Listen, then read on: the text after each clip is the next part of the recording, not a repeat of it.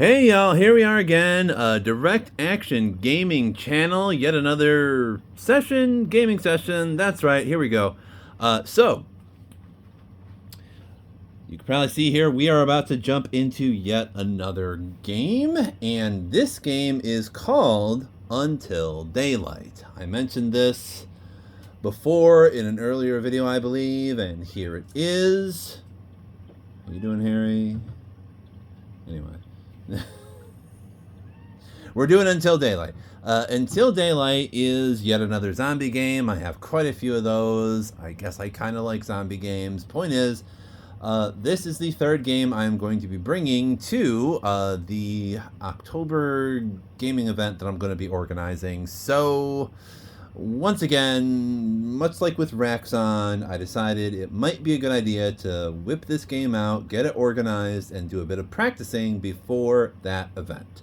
So that is what we are doing today. We're going to practice Until Daylight. And I already did a little bit of messing around and practicing with it before recording this video, so I don't screw up too much stuff. But for the most part, I think I understand how this game flows. So we're just going to mess around and figure this out. Now, the basic idea here is, as you might imagine, Until Daylight, it is a zombie game. You can see in the upper right corner of the table here, we've got a little round tracker, right? That triangular board is a round tracker.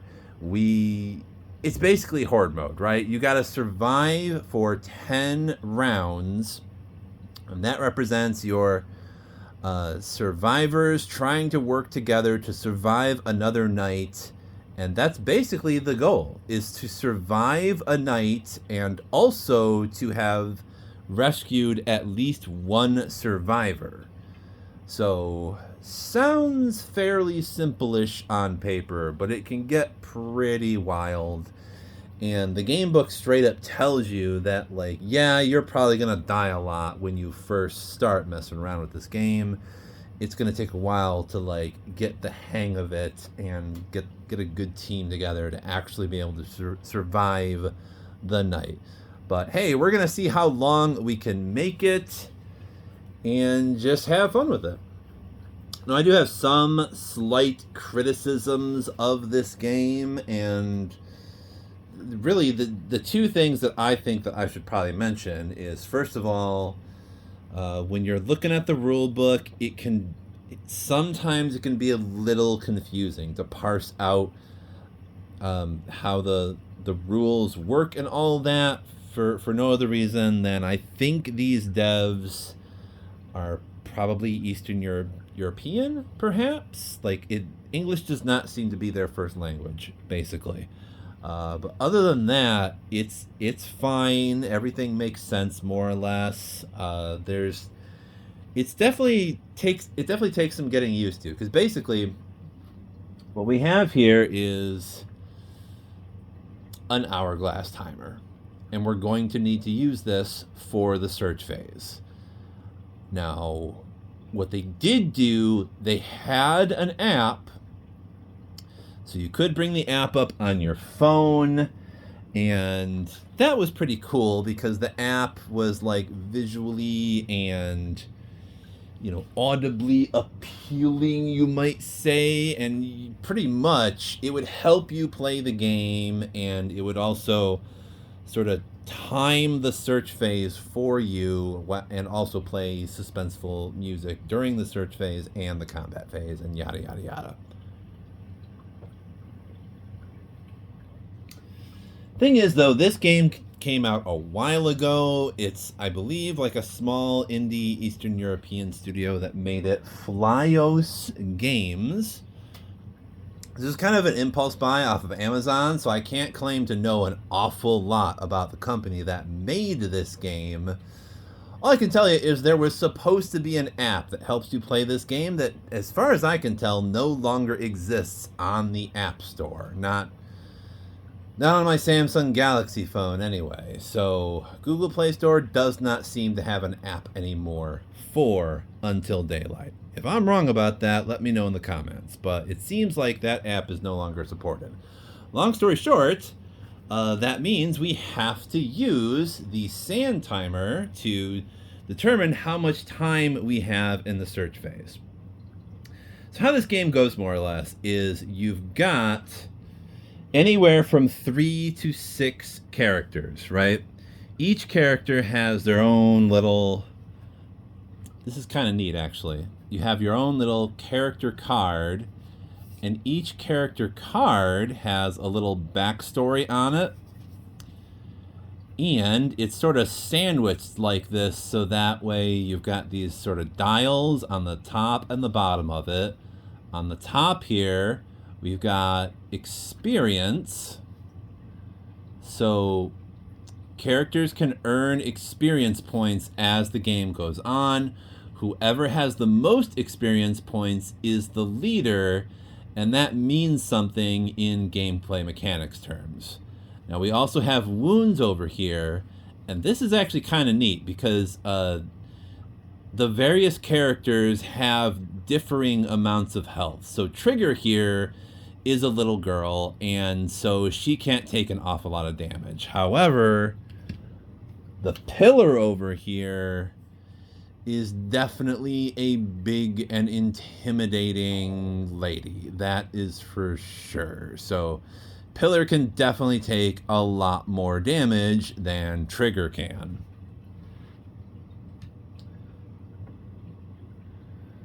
So that's how that works more or less. And we might as well read a bit of flavor text before we start the game. Because actually, this game comes with this like fairly neat little insert here that it instructs you to read to all players before your first game. So we might as well read this together, okay? Read this to all players before your first game. Bad news, everyone. The infected have invaded the world and have devoured a large part of humanity. Good news, you are one of the lucky ones still alive.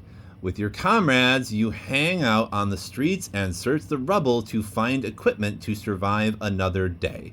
You hope that a happy outcome or a miracle cure will prevent Earth from becoming a gigantic cemetery, but as days pass, the situation seems to be gloomier and more intractable.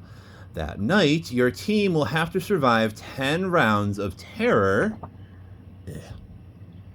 during which hordes of infected and ill-intentioned raiders will try to eat your marrow for one and strip you of all your belongings.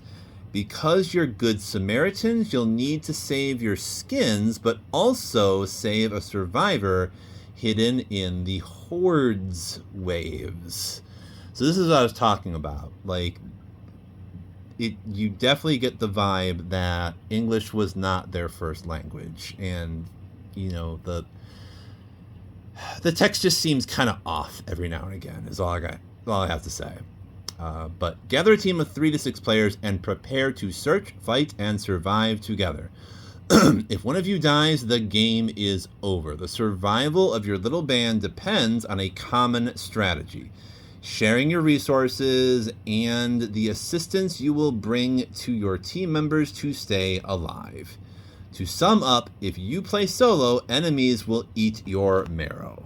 Okay, so when you're ready, place the different elements of the game at the center of the table. Each player then chooses and puts in front of him a character and his basic weapon. Each character is unique and possesses its advantages and drawback that will influence the course of the game.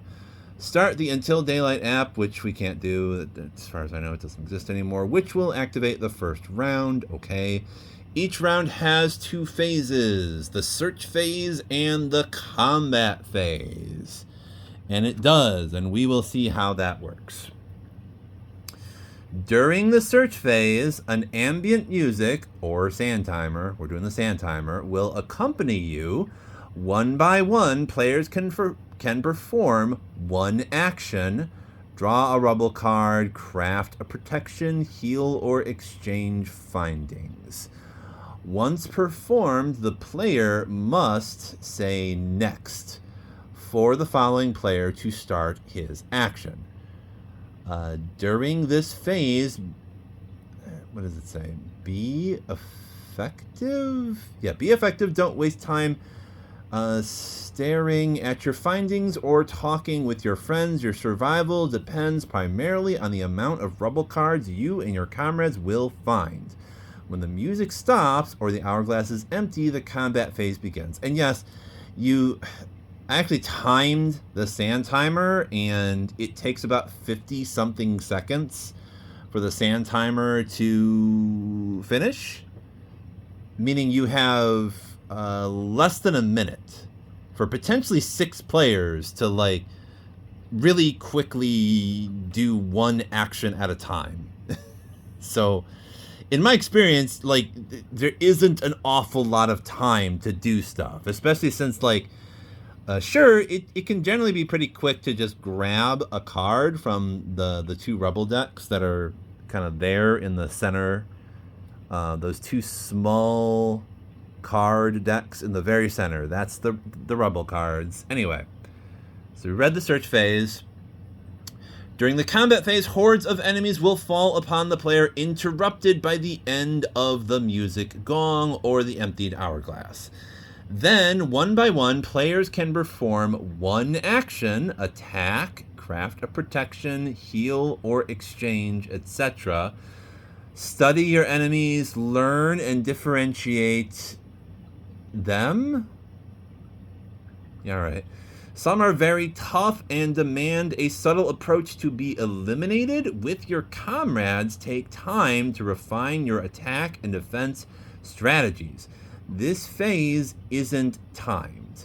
At the end of the combat phase, if there are still enemies on the table, their friends in the next round will join them, growing the horde's number. When you decide to shoot your enemies, make sure to aim properly. A missed shot may end up injuring your friends or even eliminating them. During the game, do not hesitate to craft protections and optimize your equipment by exchanging resources with other players to stay united and alive. As the rounds and your exploits unfold, a group leader, the one with the most experience points, will rise. This leader will have a bigger impact in common decisions and will see his character's advantage doubled.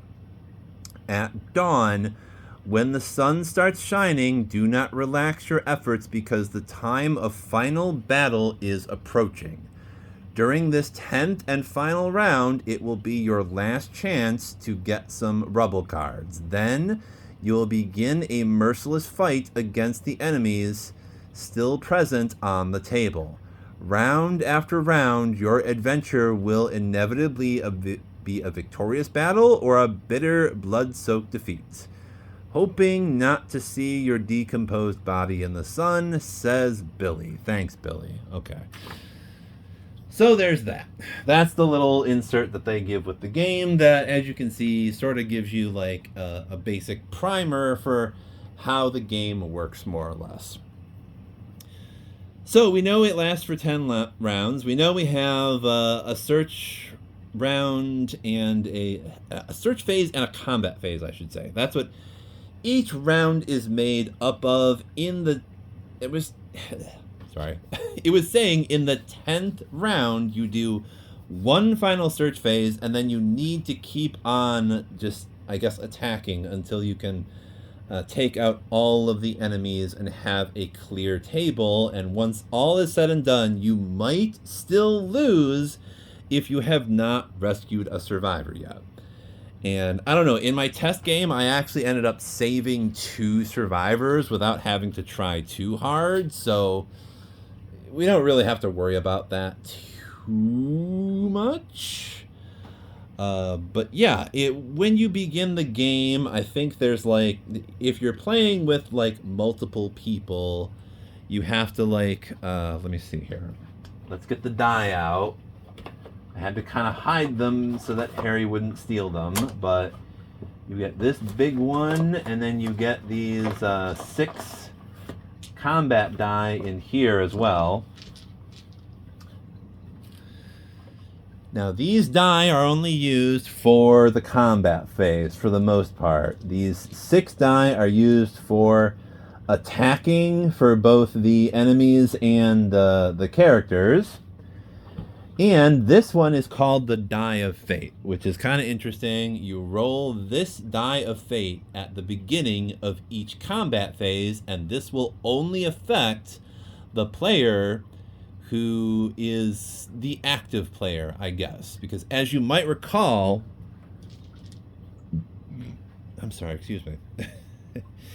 As you might recall, during the search phase, that just keeps going until it ends. The player who was in the middle of doing something at the end of the search phase becomes the active player. Beyond the active player thing, though, I think there's also this leader deal. And at the beginning of the game, you kind of roll these combat die to determine who goes first, and the first person gets to select their character. So you kind of select characters in order, and you determine turn order at the beginning of the game. Then you do a search phase, and then once the search phase is over, you then know who the active player is. Active player is just the person who has like the enemy cards in their area. So what's kind of neat is they have this mechanic where like the horde could show up over here on the left side with the drifter character, but as the combat round proceeds, sure, they're in the drifters area, but the other players could attack those enemies. And when the other players do attack those enemies, if they use either a melee weapon or a firearm, they risk drawing some of the infected enemies over to their area. Because basically the zombies will wander to your area if you make noise in some kind of way. We will see how that works, but basically when stuff is in your character's area, that stuff will attack you, and you can attack it a bit more directly. Whereas if you got enemies in somebody else's area, as it was mentioning, if Trigger here was to use her pistol to shoot at enemies in the drifter's area, she would potentially wound the drifter if she gets enough of these X's here. The X means a miss, and usually it's just a plain old miss. But if you're shooting a gun, that miss will wound the character whose area you are shooting into. Okay, now beyond that, we also have, on the combat dice, we have a body shot and also a headshot.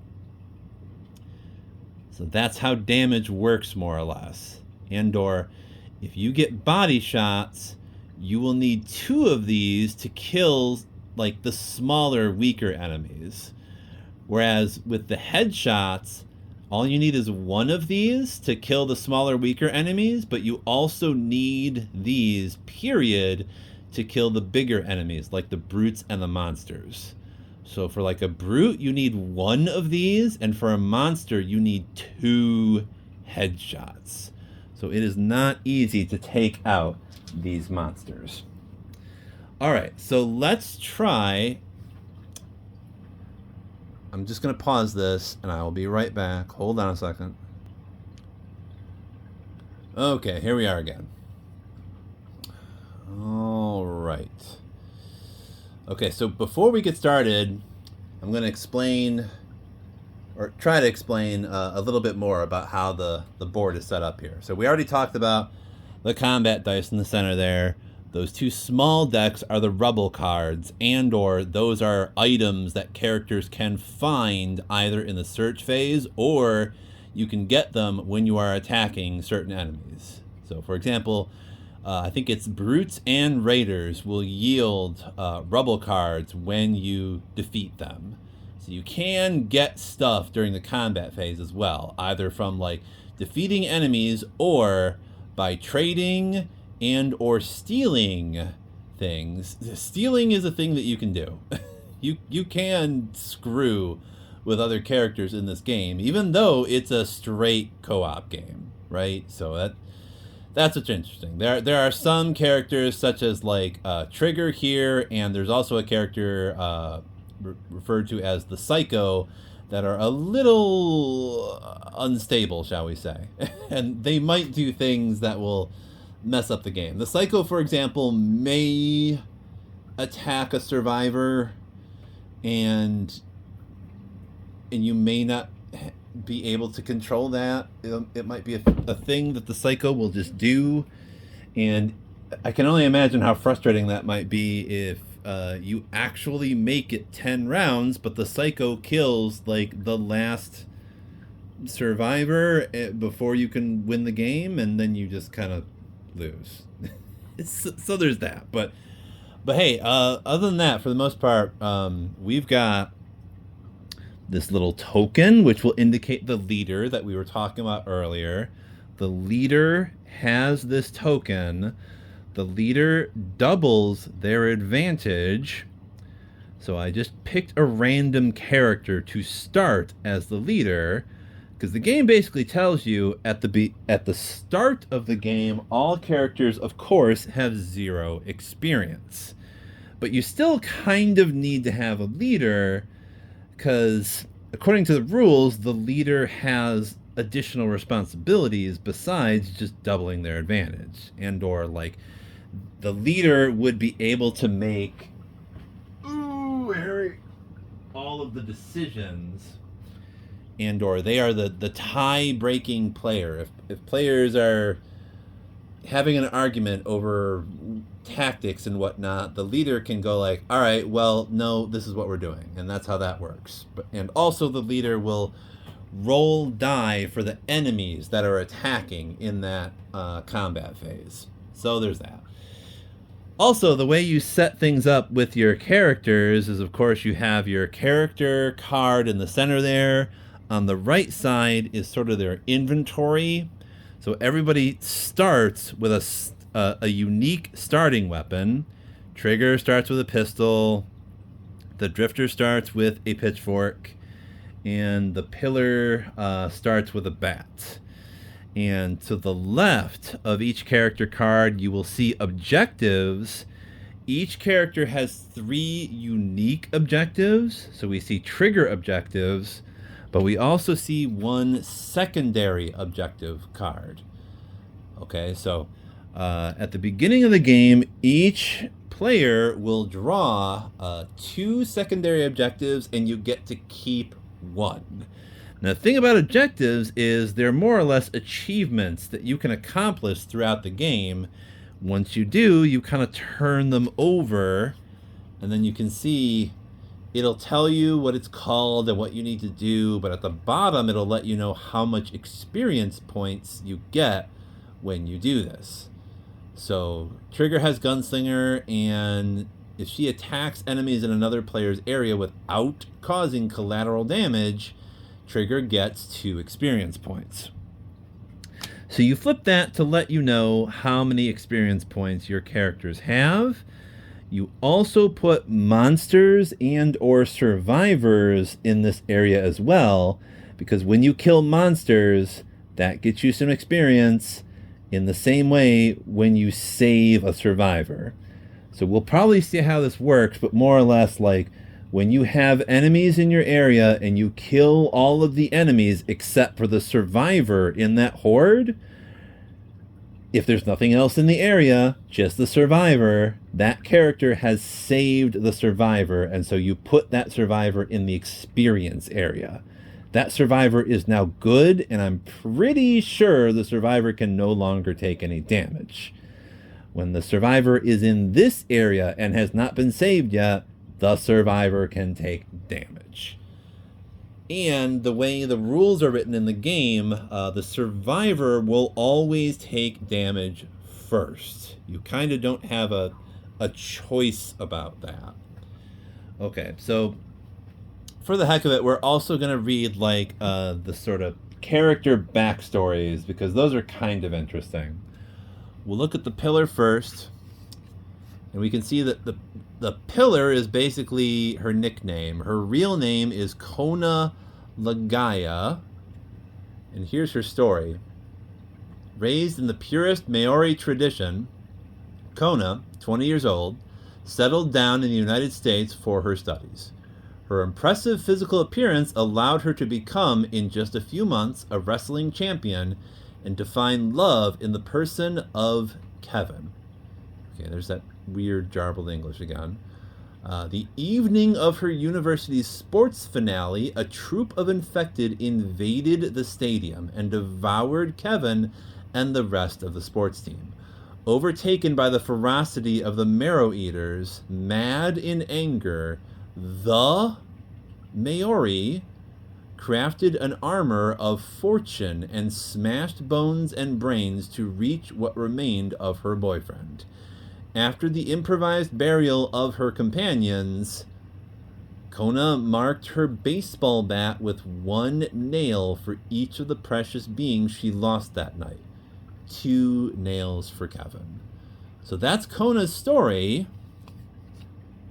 And we can see here her advantage is she can absorb 1 free damage per round. Drawback, -1 die with distance weapons. So Pillar likes to get in close and personal, and big girl, so with armor, so she can take some hits. That's the basic thing with Pillar here. What's kind of neat about that is the backstory also sort of explains what the starting weapon is.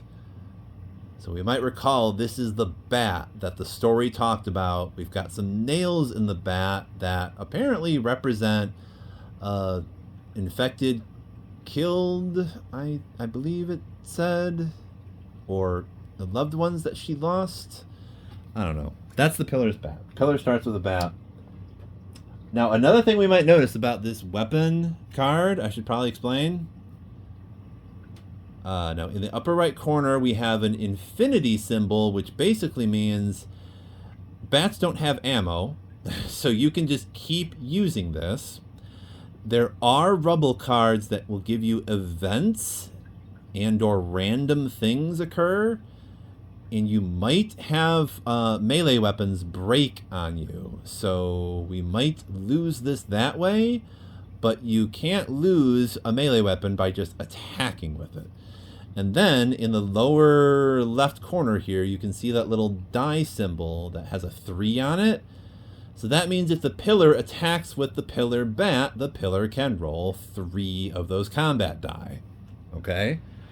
That's how combat works, more or less. With Trigger, turn this over, says Deadshot XOXO alias Trigger, and or we don't know what her real name is. Troubles. This 15-year-old teen is used to it. After her mom's cancer, she settled down in a shabby campsite with her alcoholic father. To escape to crappy reality, the girl plunged into virtual worlds and reached the top 10 best war games players. Easy.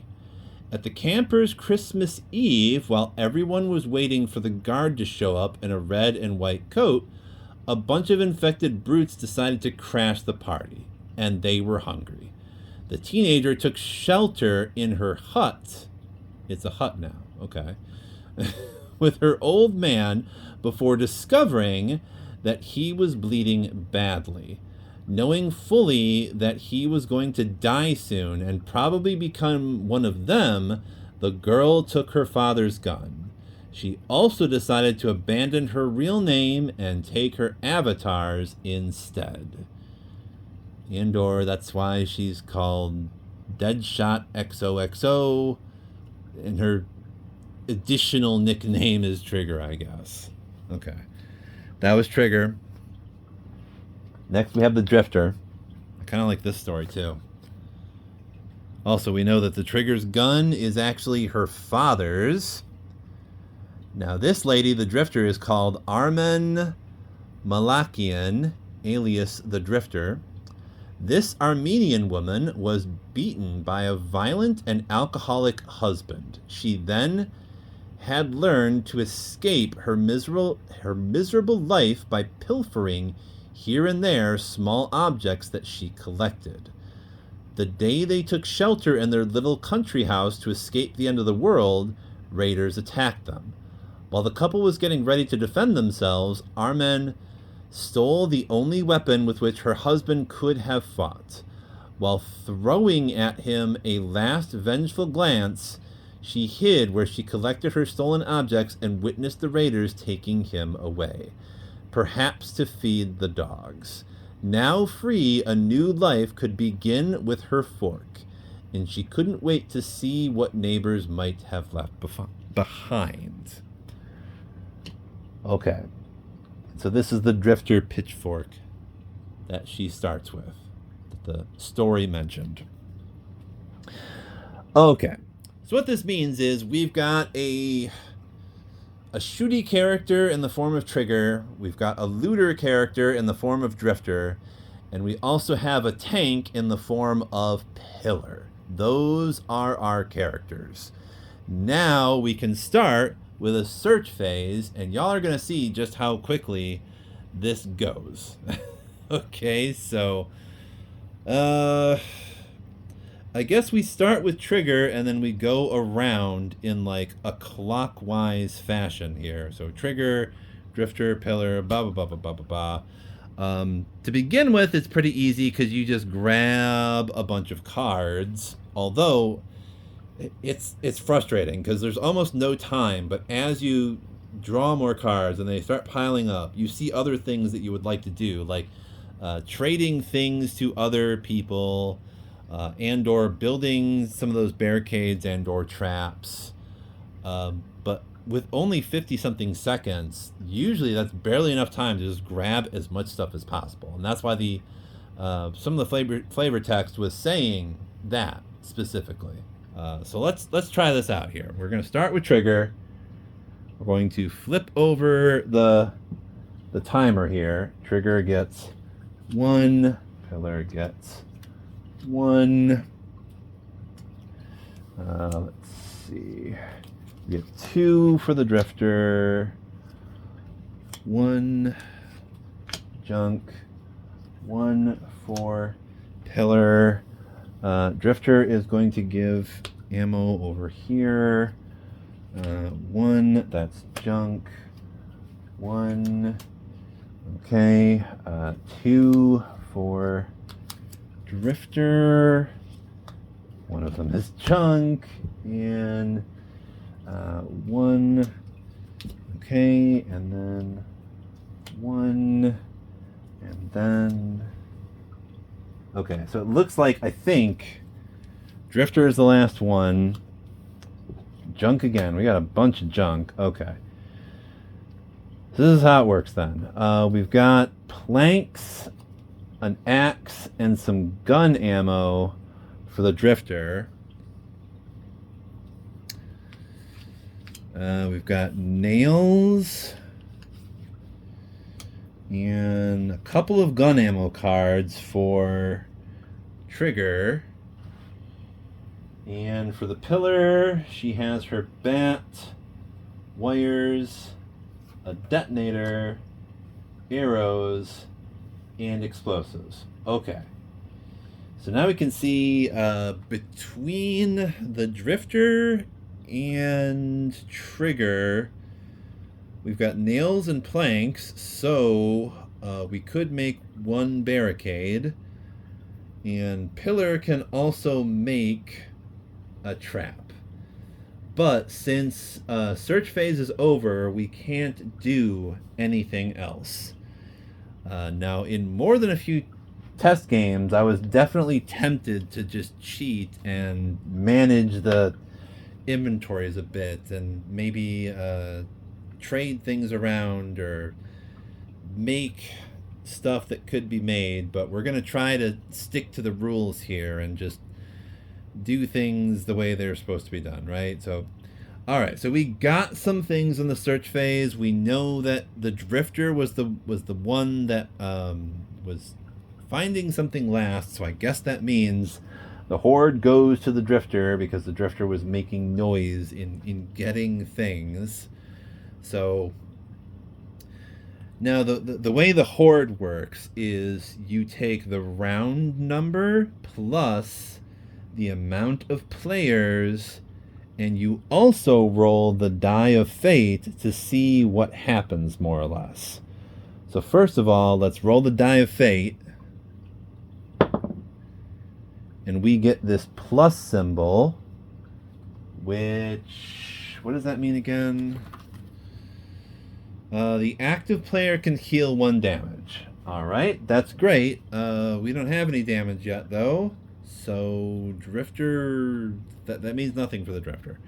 Okay, but we do have 3 players plus 1. So what you do is we take this Brute, and then we take a Wanderer, and you kind of set up the horde like that. You kind of stack them on top of one another like that. Okay. So what's interesting about that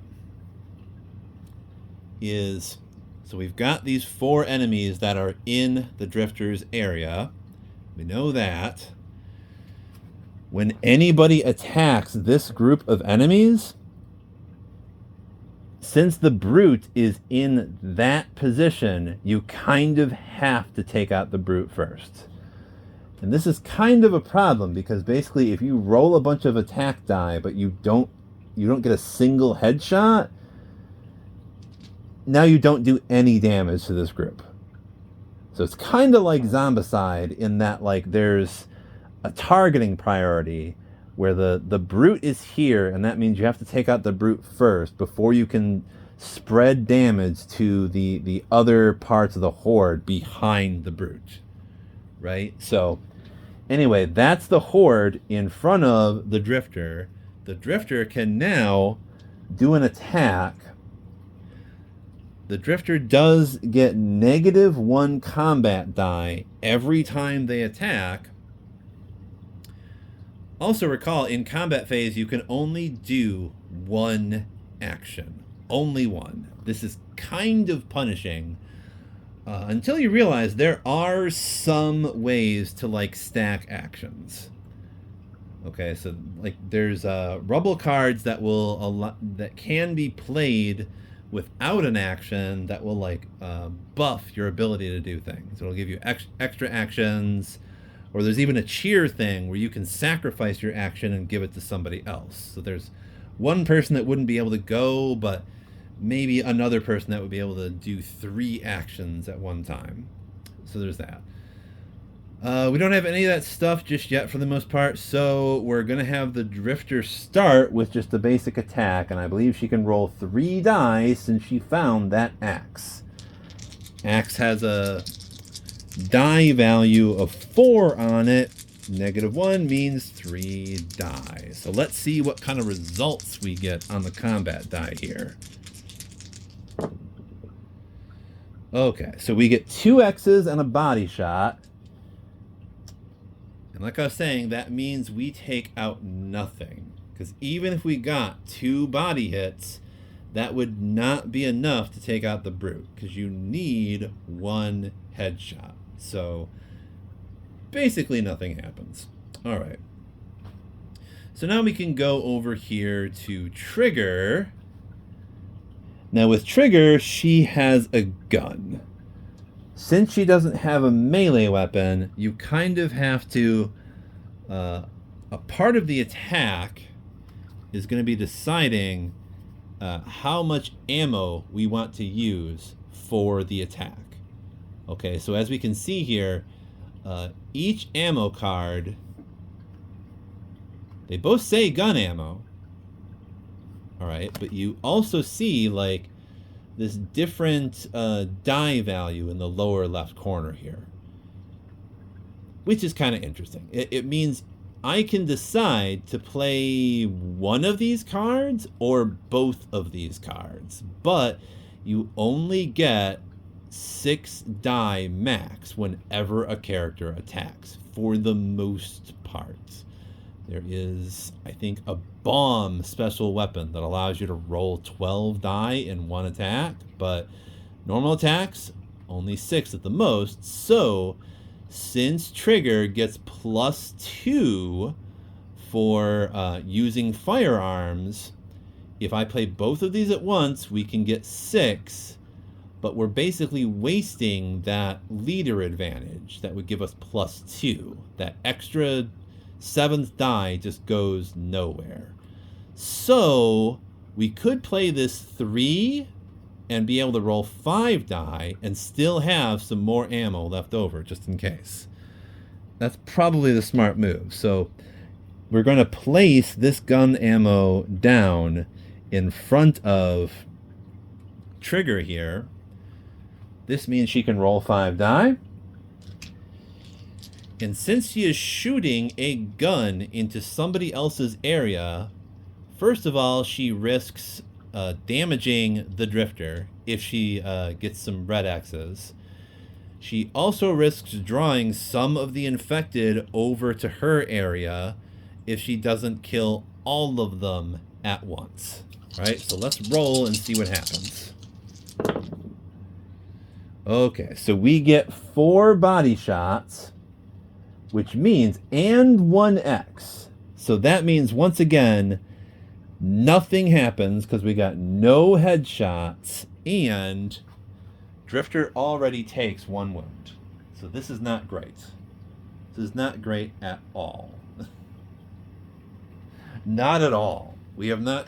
Oh gosh, this one brute is starting to annoy the heck out of me, actually. Okay, so... we've got...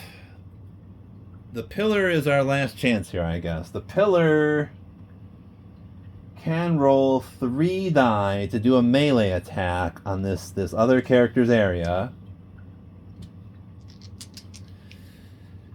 If we can take out that brute, then at least 1 wanderer would come over to the pillar's area. Let's see what kind of results we can get from this pillar attack.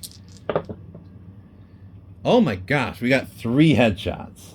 Now we're talking. Okay. So with 3 headshots, we can take out the brute and 2 wanderers. That's pretty cool. And let's check those pillar objectives. I think we've got...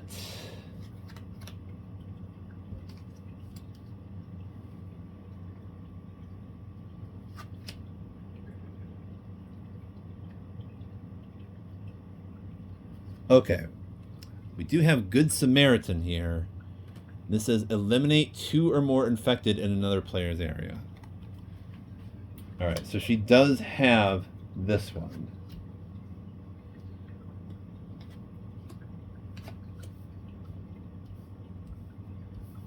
So since she got this one, Pillar gets 1 experience. Alright.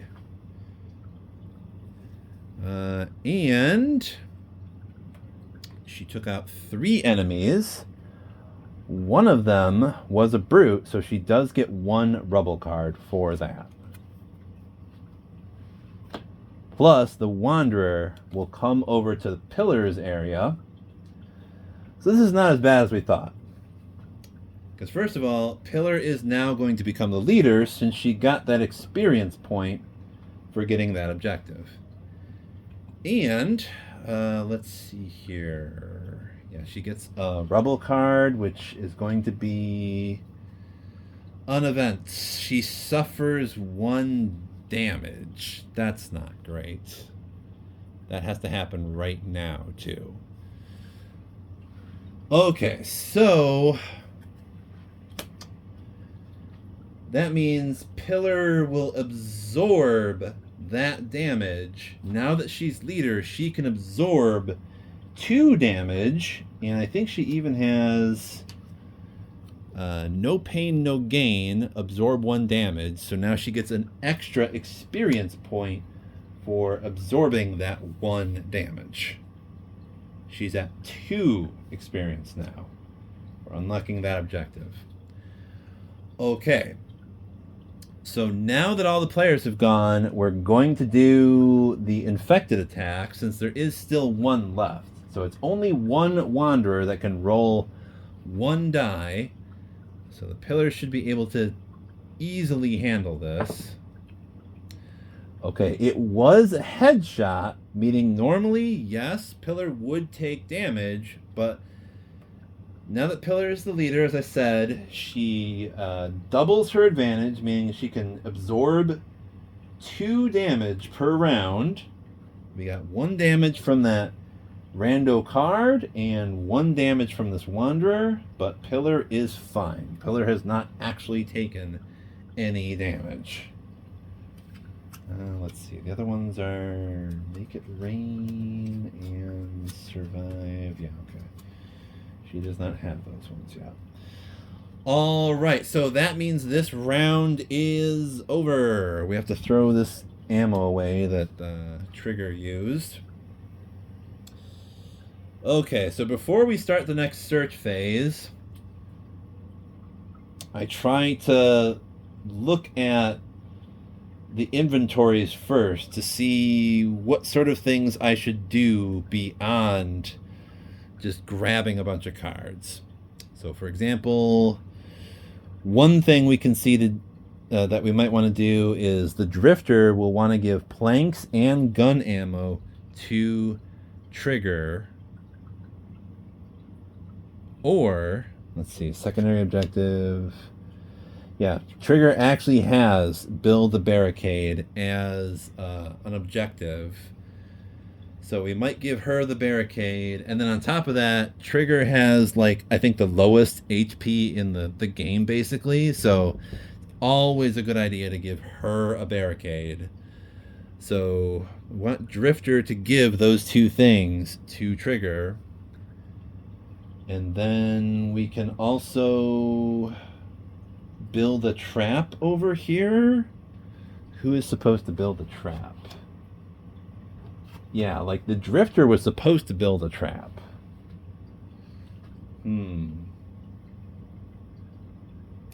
Although I kind of think the trap should just be Pillar, really. But anyway, I think the way this works is when we do the search phase now, it's supposed to be the person who would go after the active player, which is Pillar, I believe. It's a little confusing. Yeah, we'll just say it's the Drifter that goes first, and then we go clockwise. Okay, so we'll flip this. The Drifter goes first. She has to give gun ammo to Trigger first. Give gun ammo. Take a card. More nails. Okay. Build a trap. Okay. Drifter takes 2 cards. Okay. 1 card for Trigger. 1 card for junk. Okay. Give planks to Trigger. Take another card. Take another card. Take 2 more cards for Drifter. And once again, it's Drifter. Okay, so Drifter now has Drifter fork, axe, wires, hammer, some gun ammo, and a bomb. Pillar has the detonator over here, and some arrows and a bow. So that's kind of cool. She has -1 die for distance weapons, though. So this bow isn't really going to be super useful for anybody, because basically Trigger does not get a bonus with bows and or crossbows. Uh, Drifter always gets -1 combat die, so she's not good at ranged or melee weapons. And the Pillar gets -1 die for distance weapons. Okay.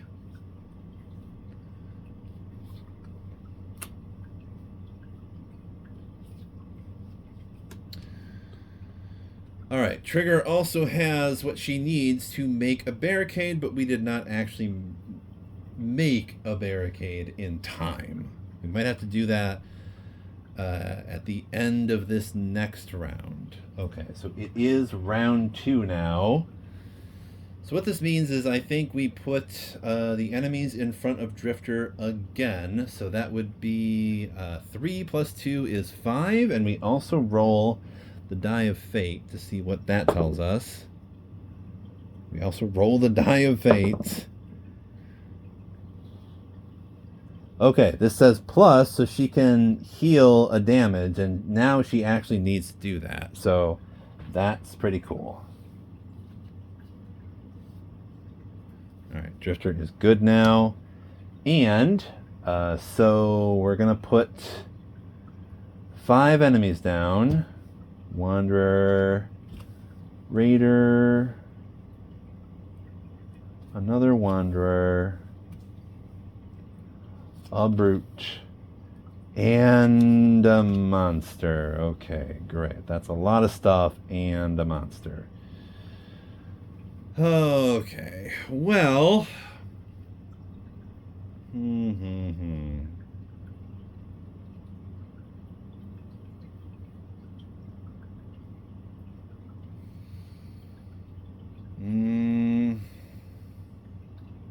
What should we do?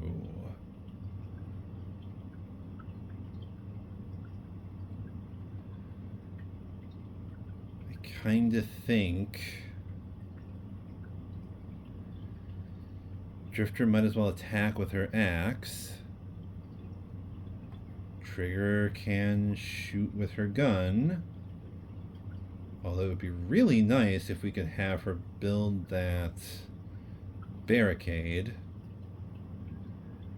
And Pillar, she has that one Wanderer in front of her, so she wouldn't be able to do a melee attack over here where the Drifter is. That's kind of an issue. That would mean only the Drifter and Trigger could attack those enemies over there. Although, really, the Pillar could attack over there with that bow.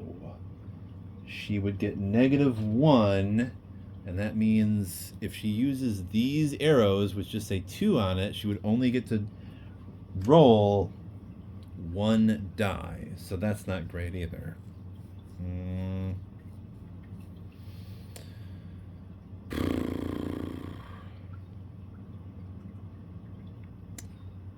Let's see, if Drifter gives the bomb to Pillar, Pillar could use that to maybe take out every gosh darn thing at once. That could happen. Yeah, maybe we'll do that. It'd make for a quick combat phase too. Well, let me see. Now this is what's interesting. When you have a bomb, I'm not sure if that counts as like a ranged and or a melee weapon. I mean, all it says you can combine the detonator with the bomb. You can then do a 12 combat dice attack, and you get to ignore all the X's.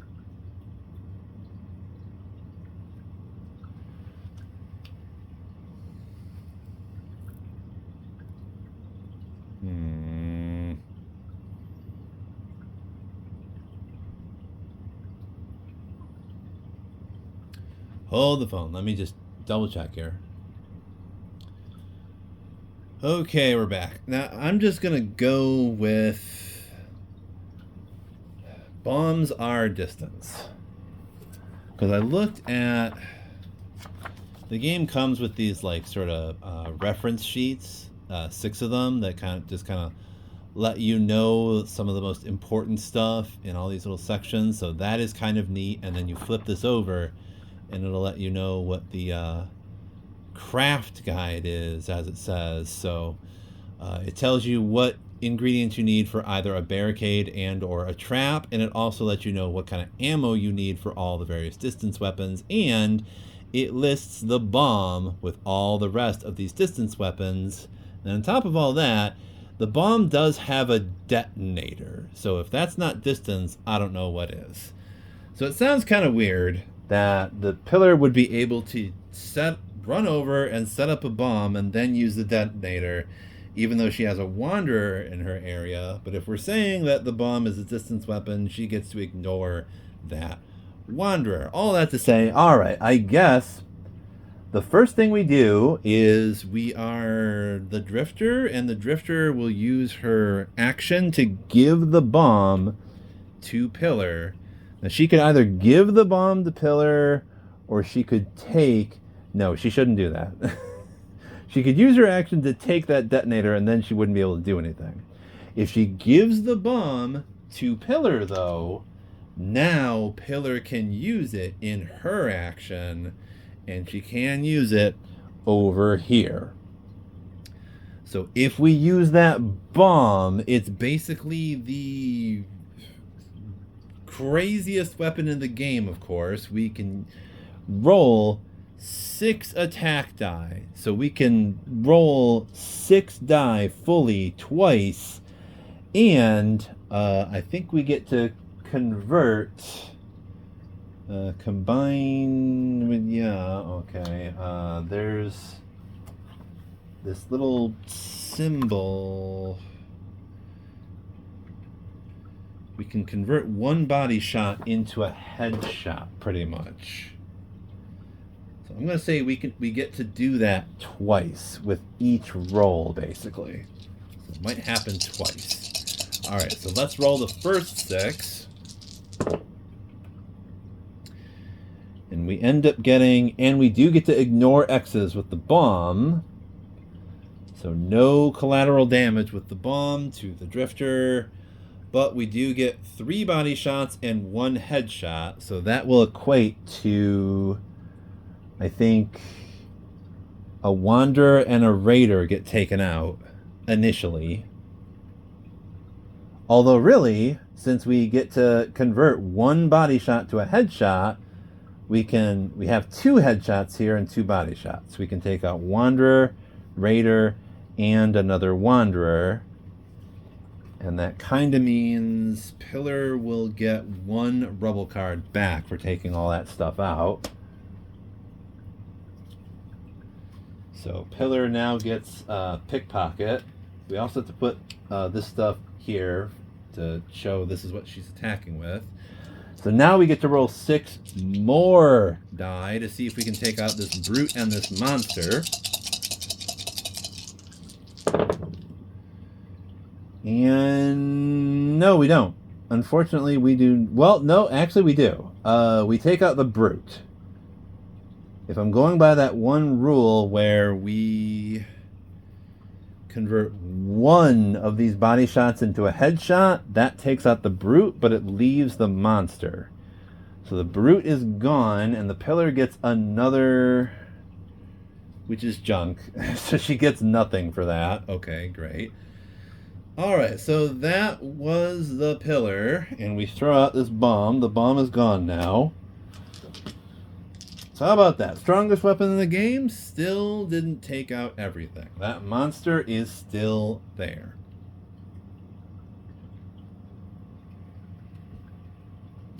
All right. So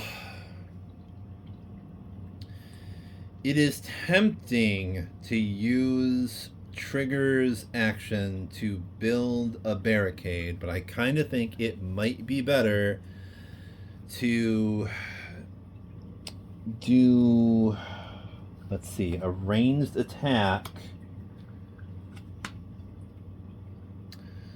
We could either use this card that says 3, and we get to roll. Oh, wait, no, she's not the leader anymore, so we don't get +2. We get +1. Okay. So we can either roll these 2 and get 5 that way, or we can roll this one and get 4, or we could roll both of these and get 6. It might be a good idea since we're dealing with a monster and we need 2 headshots to take the damn thing out. But if we get a whole bunch of X's, then that's going to do a bunch of damage to the drifter. So that might be bad.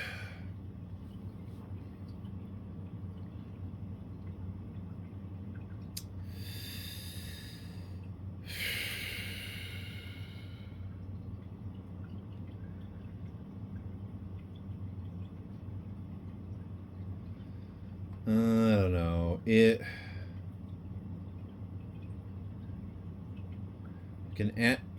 Basically, the options are she can either build a barricade, she can attack the wanderer over by the pillar, or she could attack the monster over there.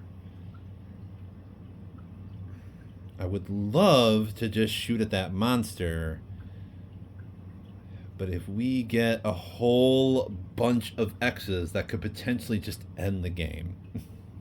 That might be bad. All right, so I think it's kind of risky for Trigger to just open the heck up on the drifter's area over there. So there is a monster in front of the drifter, and that's not great.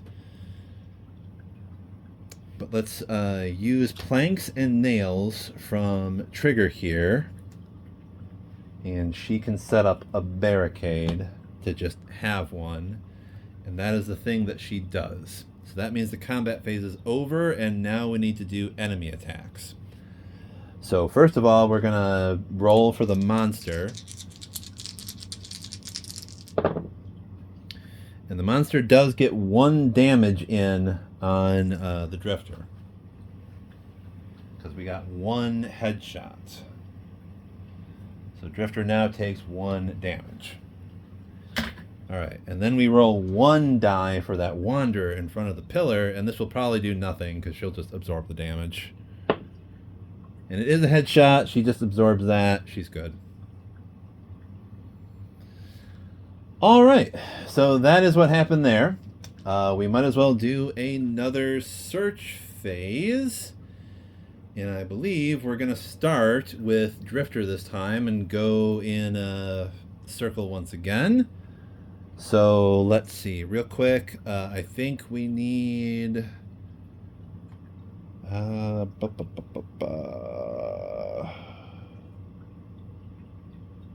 who has things that other people need?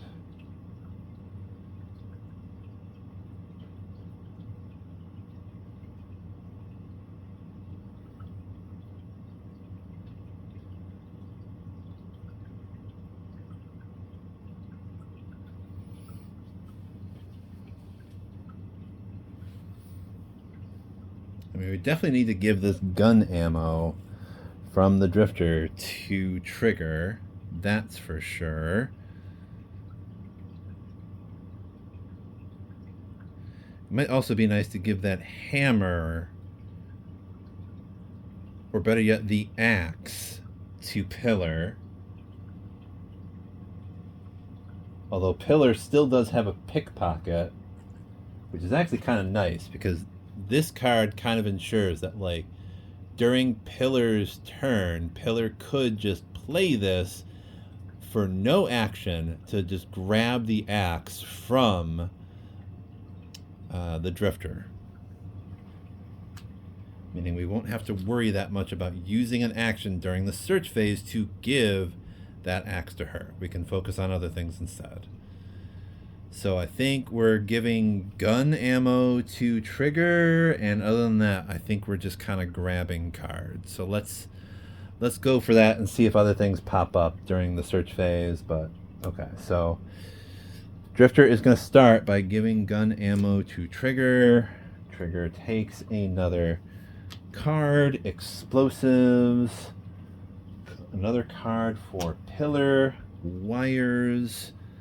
Okay, so 2 cards for Drifter, 1 more card for Trigger. She gives the wires to Trigger. She takes 2 cards. We have just enough time to do a trap real quick, and she takes a card.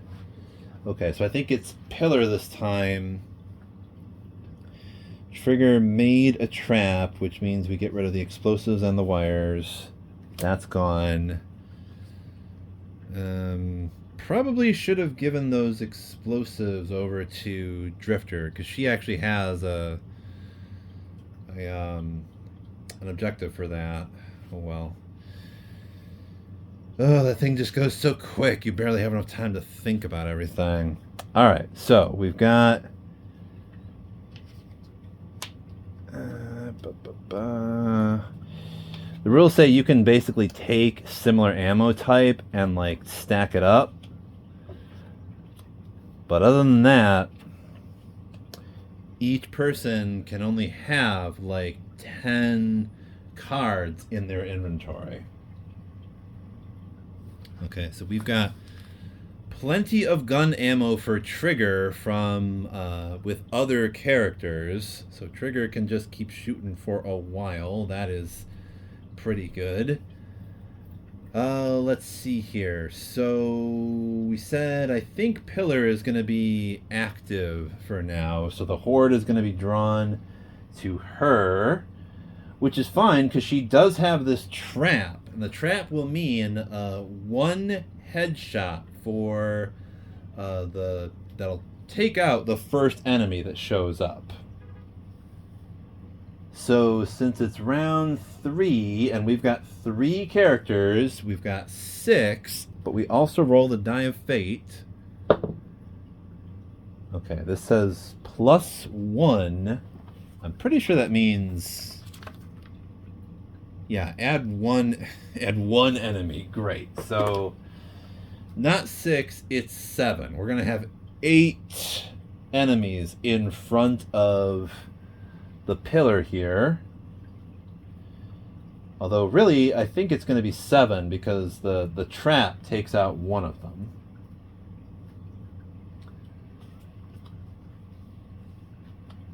So 1, 2, 3, 4, 5, 6, 7, and 8. All right, we get rid of this trap and say 1 wanderer is gone. Yeah, we just do that. All right, so that's what shows up. Pillar is the active player. So yeah, we're going to use Pickpocket. This will mean Pillar can just take the axe and just be able to use that. And it's always a good idea for your melee people to have an extra melee weapon, because it is possible to, I think I mentioned this earlier, draw some kind of event that will break your melee weapon, and that's not great. So might as well just have Pillar attack. She can roll 4 die, and we'll see how many she takes out. And then we're almost certainly going to have Trigger shoot when she can, but I think we're going from Pillar, let's see, clockwise would go over to Drifter and then Trigger. So first Pillar does melee. And I don't think Drifter can even really attack all this stuff in the Pillars area because Drifter does not have any kind of ranged weapons. The Drifter would have to attack that monster that is still in her area. Okay, so I think we got 3 bodies and an X, I believe, for Pillar. And if that's so, that means we just take out 1 Wanderer. And that's pretty much it. Kind of underwhelming. Oh well, that is what happened. Okay, so if we go to Drifter... Okay, Drifter does have Cheering. And with Cheering, Drifter could give up her action to Trigger. Trigger could use Bloodlust to just do a whole lot of damage to this group over here. I think we're going to take that risk. We're going to take that risk. Because that would mean Trigger could shoot twice. The game might end if she gets enough misses, but we'll see. So we're going to do Cheering and give Trigger an extra action. So now we go over to Trigger, and we're going to, let's see, she gets +1 die with firearms. So since we have 2 2s and 2 3s, we can basically do a 2 and a 3 each time, and that would give us 6. Okay, so for the first one, we're going to put down these 2 ammo cards and Bloodlust. So the game says to do it like this, and or put down all the stuff that you are using for the attack. So we can throw Bloodlust in here. And as I was saying, you have some cards, like if it's got that little sort of pop in the upper right corner, that's like kind of an instant card that doesn't give you an action. This will give us a buff, and it works kind of like that bomb, so you can convert 1 body shot into 1 headshot. Okay, so now we get to roll 6 die, and we get to convert 1 body shot into 1 headshot.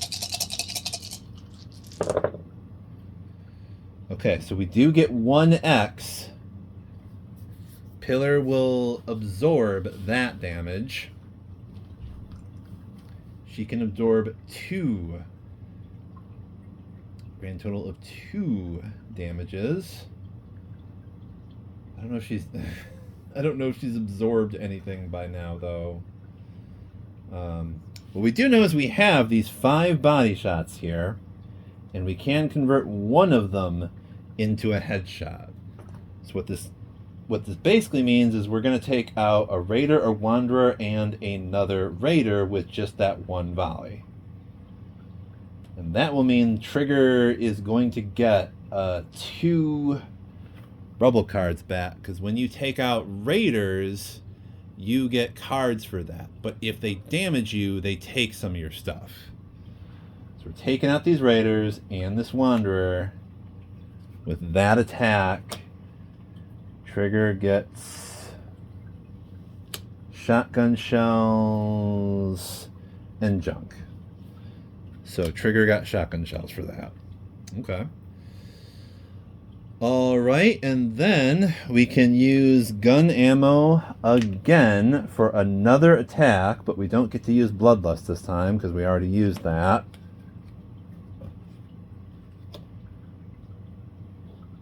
But we do get to roll 6 die. So let's hope we don't get too many X's. All right, so we got nothing but body shots this time. And that is unfortunate, because I think that means we only take out one Wanderer. Once we take out this Wanderer, the next one is the Brute, and since we got nothing but body shots, and we weren't able to convert that headshot this time, and you need one headshot to take out a Brute. See how it says one headshot there? Once again, the Brute is kind of protecting that other stuff. So normally with 6 body shots, we might take out 3 weak enemies, but that Brute kind of stopped that. So this Wanderer is gone. Trigger doesn't really get anything for that. We have to toss that stuff out, as well as this cheering. That is the player combat phase over, so now we get to attack with the enemies.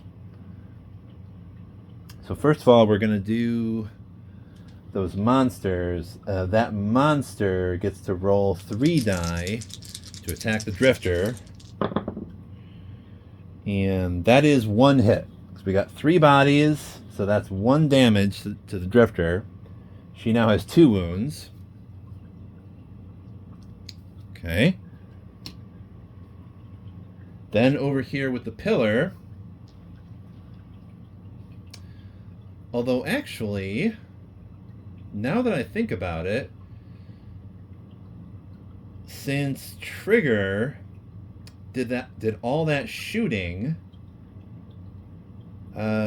she is supposed to, of the infected that are left, she's supposed to, I think half of the remaining infected, rounded down, I believe, will move over to her area.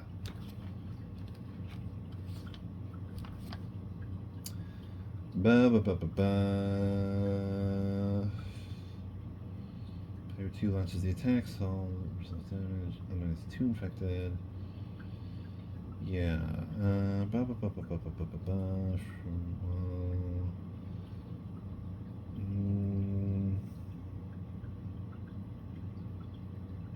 Wait, where the... Are you kidding me?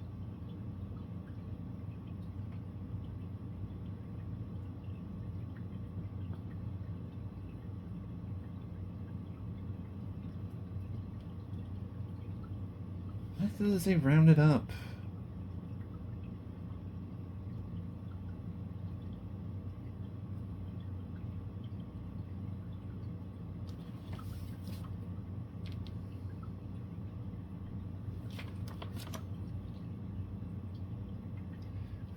Hold on a second.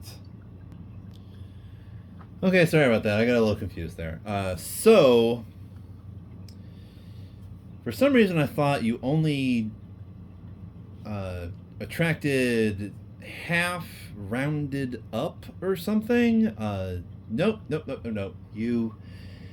If Trigger eliminated 3 infected, which I believe she did. She took out, she took out a Wanderer, a Raider, and I think 2 other Wanderers. I believe. Well, let's say 2. I think she took out 2. She took out a Wanderer, she took out 2 Wanderers. All right, let's say that. So that means the Brute and the Wanderer are going to come over to her area, and the Brute is going to get taken out by that trap. Trap is gone, so is the Brute. We just have this Wanderer here. That would mean Trigger can take another Rebel card, which is arrows. All right. Okay. So now we roll 1 die for the Wanderer that came over to Trigger. And that's nothing. It was just a body shot, so that's not enough to do damage to her, actually. And then 1 die for the Wanderer over by the Pillar. Once again, 1 body shot, so that doesn't do very much of anything. Okay. We're at round 4 now.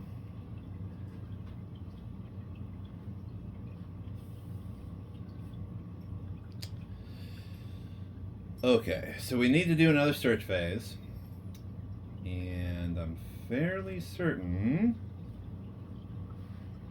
Okay, first of all,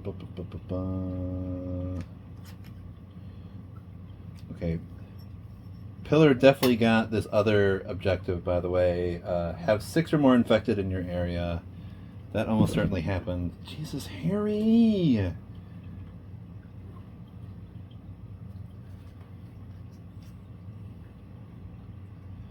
Alright, at least he didn't knock over anything this time.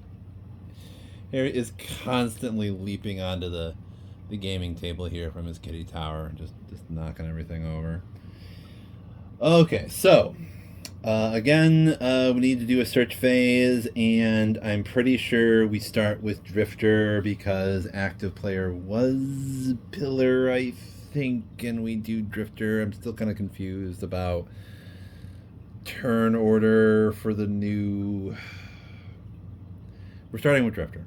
All right, we're starting a search phase. Objectives for the search phase. I think we need to get gun ammo over to Trigger here, definitely. And we also want to get arrows over to the Pillar because the Pillar does have a bow. And she's not necessarily a distance person, but if she just has a whole bunch of arrows, she may potentially be able to do, first of all, a distance attack, and maybe roll more die than with her axe, potentially. So that might be nice. But yeah, let's start with Drifter giving gun ammo to Trigger, though, because Trigger is just straight up out of ammo. So we also have some gun ammo over here with Pillar. She's going to want to give that stuff to the Trigger. Trigger is giving arrows to Pillar. So let's go. Let's switch ammo and then grab cards. Okay, so Drifter gives gun ammo to Trigger. Trigger gives arrows to Pillar. Pillar gives gun ammo to Trigger. Drifter gives arrows to Pillar. Trigger grabs one card. Planks. That means okay, and then one card for her gun ammo, build barricade, and card. Okay, so we're done. It's once again the Pillar triggered. There's an event, suffer 1 damage.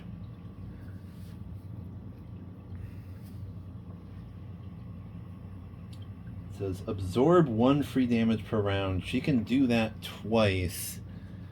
I want to try and let's see.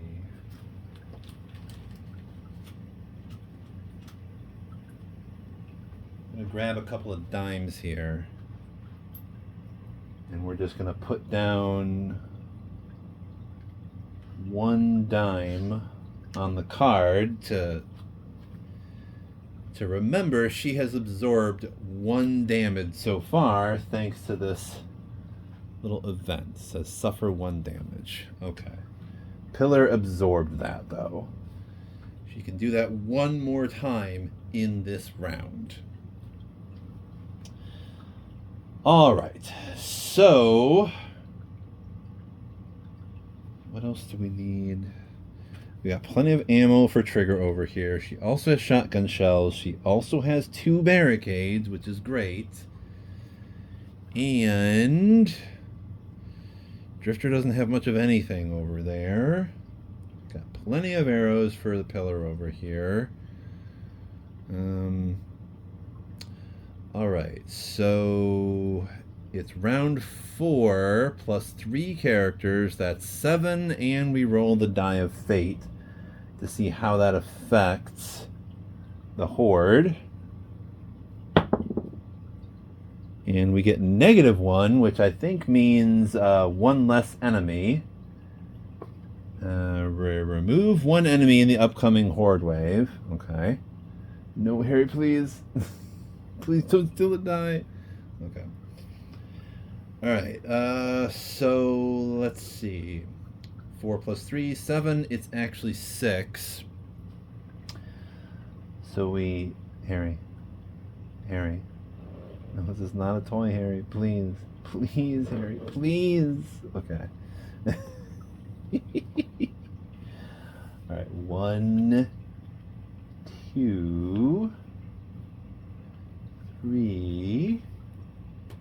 Put in 6. That was 3, 4, 5, and 6. Okay, so the pillar has a whole bunch of zombies in front of her. A couple of brutes and a whole bunch of wanderers. Alright, so that is the horde in front of Pillar, and I'm assuming the Pillar begins this round?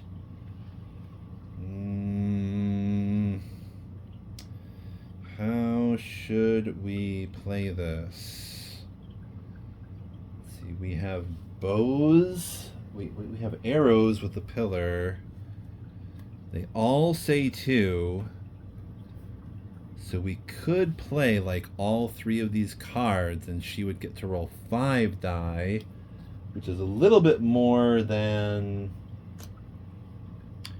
her normal attack with the axe. We might want to save that for later, maybe? Let's see.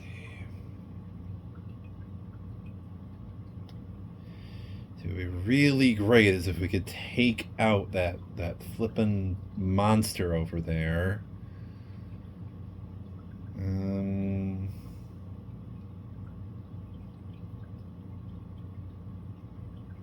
Pillar could do a ranged attack at the monster with the bow. Could. And that might take the damn thing out.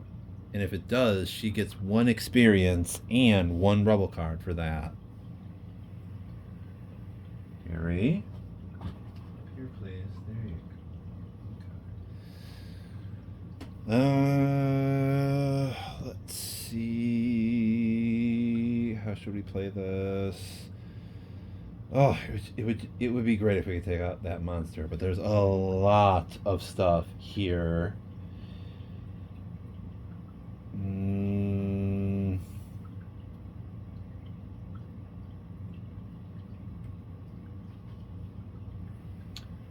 see, 1, 2, 3, 6. It sounds kind of crazy, but if we leave this stuff here, it might end the game. It might kill Pillar, but we would also get an objective. We would get her final objective. Her final objective is flirt with death, survive a 6 die plus enemy's attack. Now, if Pillar gets attacked by all of this stuff over here, that's 4, 5, 6, 7, 8. 4, 5, 6, 7, 8. Yeah, 9 die over here. Oh my gosh. Oh my gosh. And she already absorbed 1 free damage. Alright, so let's take the arrows. She's going to take the arrows. She's going to shoot her bow at this monster over here to see if she can take the damn thing out. It'd be nice if we could just get rid of this flippin' monster. Now all we need... Okay, we got to roll 5 die rather than 6 because it's Pillar and she's got -1 die distance weapons. Alright, if we get 2 headshots with this, we take the damn monster out. And unfortunately, we only get one. So...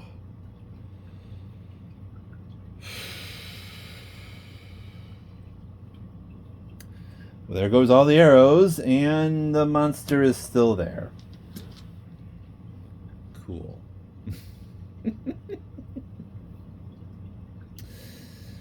Alright, I guess we go over to Drifter now, and the only thing she can do is roll 2 die, because she has her Drifter Fork or her Hammer, which are both 3, and she always has -1 die.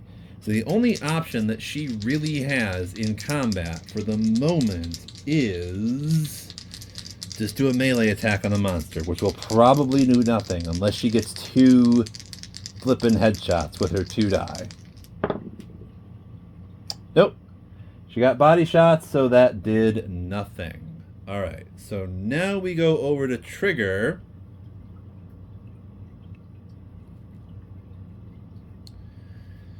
She has the final attack. And screw it, for the heck of it, I think I'm going to have Trigger spend 2 ammo so she could roll 5 die, and she's going to shoot at this monster here. She won't be with... let's see. We need 2 headshots with this. We got 1 X, so that is 1 wound to Drifter, and we didn't take the damn thing out either because we only got 1 headshot. Damn it. Oh, these monsters are tough.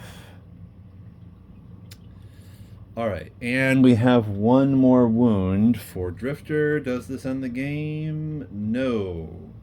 If she takes 1 more wound, the game is over. That could happen when the monster attacks. So let's just see, does the game end right now? If the monster gets 2 body shots or 1 headshot, the game is over. Yep. We get both of these. We get 2 body shots and 1 headshot. That means the monster killed the Drifter, and the game is over in round 4. Well, I tried to tell y'all earlier, this is a brutally difficult game, and it definitely takes some getting used to. So we are done with this first look at Until Daylight, and we might just look at it again sometime later on. But as I was saying earlier, just wanted to mess around with the game and see what the deal was, get some practice, put it up on the channel, have a little more variety of things for people to look at and all that jazz. So yeah, let's just end this now. I'm gonna just mention my plugs really quickly at the end here, like I usually do. We're not going on a rant for politics like usual. 4 links, 2 channel links, Ko-fi and Blue Sky. Ko-fi is the donation site, so you can go there, throw me a few bucks if you like what I do here. Also, I have a Blue Sky. I usually put pictures of models that I'm painting and other things, just behind the scenes channel stuff of projects that I am working on will usually end up on Blue Sky. So check that out if you want to see more of the stuff that I'm painting and yada yada yada. Also, I always put 2 other links in the description. One is for DSA. I am a member of DSA. I like DSA. DSA is cool. I recommend DSA to anybody. If you are a left-leaning person, you should check out DSA. All right. Since we're not gonna rant about politics very much, I'm just gonna say check out DSA because it's cool, and if you're a lefty, then it's just a great way to meet people and just hang out and have a good time and try to do some good stuff as well. Final link to talk about is Palestinian Medical Aid Organization. I always leave that one in there so I can always remind everybody that Palestine is a thing and Israel is doing a genocide over there. So there it is. There's my reminder. Israel is doing a genocide and America is paying for that.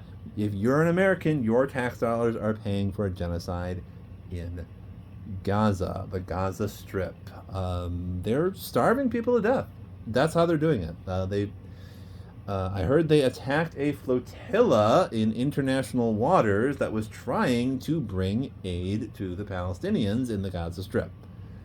That is the kind of shit that Israel does. They've been doing it for almost a century at this point, too. It's wild that the state of Israel has existed for as long as it has without hardly any scrutiny. They're only finally starting to get some scrutiny now that it's just beyond obvious that what they're doing. it's I'm sorry, it's so wild. It has taken the world this long to figure out / really just actually care about what the hell's going on over there. That should tell you a lot about our world, really. That, as long as it's a bunch of brown people in the Middle East, we just don't give a shit. Isn't that interesting? I said I wasn't going to go on a rant. I'm sorry. Anyway, check out that link. Palestine is a thing. Please talk about it. Yeah, we are done. So, see you later. Take it easy. Take care of each other, y'all. Thanks for listening as usual. I'ma see you when I see you.